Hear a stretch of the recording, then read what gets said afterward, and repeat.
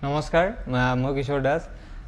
মই যেহেতু অসুস্থ সকলোৱে গম পায় অসমবাসী ৰাইজে, মই যে আৰু এইকাৰণে মোৰ ট্ৰিটমেণ্ট চলি আছে বম্বেত, আৰু চিনেমাখনৰ প্ৰমোচনত মই অলপ নিজে থাকিব পালে নিজক সঁচাকৈ সুখী হ'লোহেঁতেন। আপোনালোকৰ লগত ডাইৰেক্টলি এটাচ হ'লো হয় বা সকলোকে লগ পালোঁ ভাল লাগিলেহেঁতেন, কিন্তু আজি মই বিশেষ অসুবিধাৰ কাৰণে আপোনালোকৰ মাজত আজি নাই। কিন্তু একো নাই, আপোনালোকে চিনেমাখন চাব, কাৰণ এইখন মোৰ অসুস্থ হোৱাৰ শেষ ছবি আছিল, মানে লাষ্ট চিনেমা কৰিছিলোঁ এইখন। আৰু চিনেমাখনৰ বহুতখিনি মমেণ্ট মোৰ এতিয়াও মনত আছে, বহুত ভাল লাগে। কাৰণ চিনেমাখন যেতিয়া আমি কৰিছিলোঁ মাজতে লকডাউন 2বাৰ পালোঁ আমি। সেই লকডাউনত মানে এনেকুৱা কিছুমান পৰিস্থিতি হৈছে, মোৰ কাপোৰ চাপোৰ কণ্টিনিউটিৰ কাৰণে বহুত মানে প্ৰব্লেম পাইছিলোঁ। কিন্তু কাৰণ ঘৰত মানে লকডাউনৰ সময়ত কাপোৰ ক'ত গৈছে ঠিকনা নাই। ইভেন মই নিজকে বডি মেইনটেইন কৰাৰ কাৰণে ছেইম লুকছ ৰখাৰ কাৰণে বহুত মেইনটেইন কৰিছিলোঁ। ডাইৰেক্টৰ সমীৰদাক মই বহুতবাৰ কৈছিলোঁ যে কি হ'ব, মই শকত হৈ গ'লে দিগদাৰ হ'ব।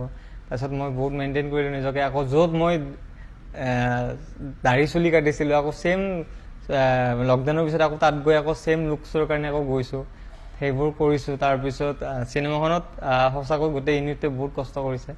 আৰু আপোনালোকে যেনেকৈ মোক মৰম দিছে, আজিলৈ ইমানখিনি মৰম দিছে, আশা কৰোঁ সকলোৱে চিনেমাখন চাই মোক সহায় কৰিব বা মৰম দিব বুলি মই সঁচাকৈ আশাবাদী। আৰু চিনেমাখন যিহেতু বহুত কষ্টৰে কৰা গৈছে, এখন চিনেমা কৰিবলৈ সকলোৱে গম পায় কিমান কষ্ট হয়।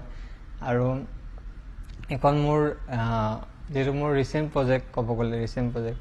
আৰু এটা সময়ত মই যেতিয়া ডাবিং দিছিলোঁ, ডাবিং দিয়াৰ এটা কথা ক'ব বিচাৰিছোঁ। ডাবিং দি থাকোঁতে মোৰ যেতিয়া মোৰ মানে কিছুমান এনেকুৱা দৃশ্য আছিলে, মই হাঁহিব লাগে বহুত জোৰে, কিন্তু মই হাঁহিব নোৱাৰোঁ। গৰম পানী ফ্লাক্স থাকে লগত, পানী খাওঁ তথাপি নোৱাৰোঁ, মানে সেই নোলায় মানে। তাৰপিছত মই যেতিয়া ভাগৰি পৰিলোঁ, তাৰপিছত মই সুমিদাক ক'লোঁ, সুমিদা মই ডাবিং দিব নোৱাৰিম। তাৰপিছত তেখেতে গুঞ্জন দা ধন্যবাদ দিব বিচাৰিছোঁ এই ক্ষেত্ৰত, তেখেতে সহায় কৰিলে। তাৰপিছত মই গুচি গ'লোঁ, মই হায়দৰাবাদ গুচিয়ে গ'লোঁ চিকিৎসাৰ কাৰণে। তেতিয়া খুব পেটৰ বিষ আছিলে ডাবিং দিয়াৰ সময়ত।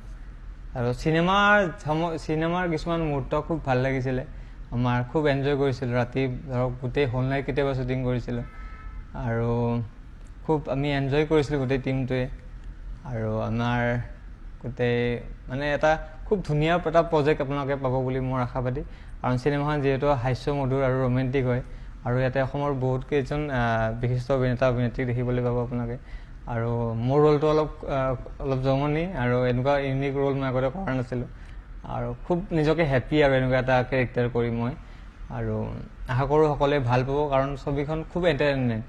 আৰু আপোনালোকে ইমান দিনে মোক যিধৰণে মৰম দিছে, আশীৰ্বাদ কৰিছে, ঠিক তেনেদৰে মই ভাবুক চিনেমাখন চালে মই আৰু বহুত বেছি সুখী হ'ম। ধন্যবাদ।